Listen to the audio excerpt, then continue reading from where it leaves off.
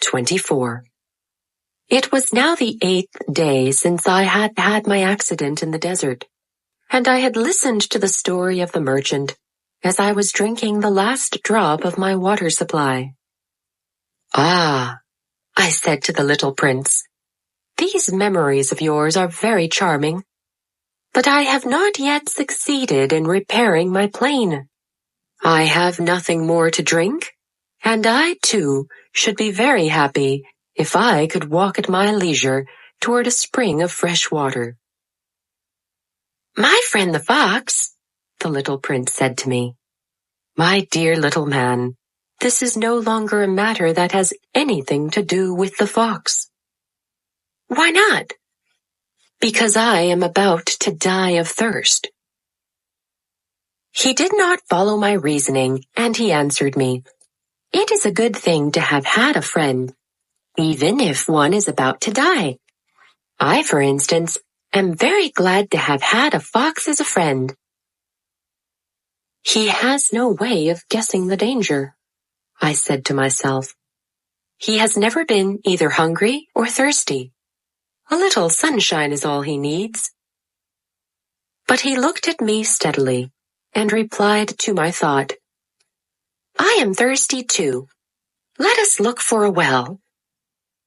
I made a gesture of weariness. It is absurd to look for a well at random in the immensity of the desert.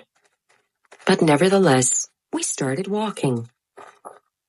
When we had trudged along for several hours in silence, the darkness fell and the stars began to come out. The little prince's last words came reeling back into my memory. "Then you are thirsty too?"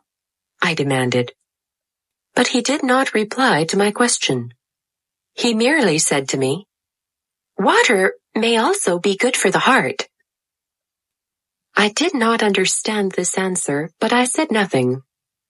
I knew very well that it was impossible to cross-examine him. He was tired. He sat down. I sat down beside him. And after a little silence, he spoke again. "The stars are beautiful because of a flower that cannot be seen." I replied, "Yes, that is so." And without saying anything more, I looked across the ridges of sand that were stretched out before us in the moonlight. "The desert is beautiful," the little prince added. And that was true. I have always loved the desert. One sits down on a desert sand dune, sees nothing, hears nothing, yet through the silence something throbs and gleams. "What makes the desert beautiful," said the little prince, "is that somewhere it hides a well." I was astonished by a sudden understanding of that mysterious radiation of the sands. When I was a little boy, I lived in an old house, and legend told us that a treasure was buried there. It cast an enchantment over that house. My home was hiding a secret in the depths of its heart. "Yes," I said to the little prince, "the house, the stars, the desert, what gives them their beauty is something that is invisible." "I am glad," he said, "that you agree with my fox." As the little prince dropped off to sleep, I took him in my arms and set out walking once more. I felt deeply moved and stirred. It seemed to me that I was carrying a very fragile treasure. In the moonlight, I looked at his pale forehead, his closed eyes, his locks of hair that trembled in the wind, and I said to myself, "What I see here is nothing but a shell. What is most important is invisible."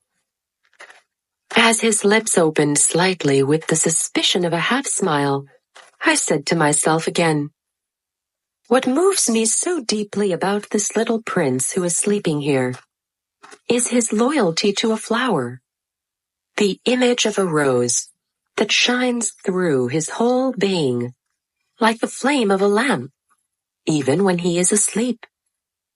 And I felt him to be more fragile still. I felt the need of protecting him, as if he himself were a flame that might be extinguished by a little puff of wind. And as I walked on, so I found the well at daybreak.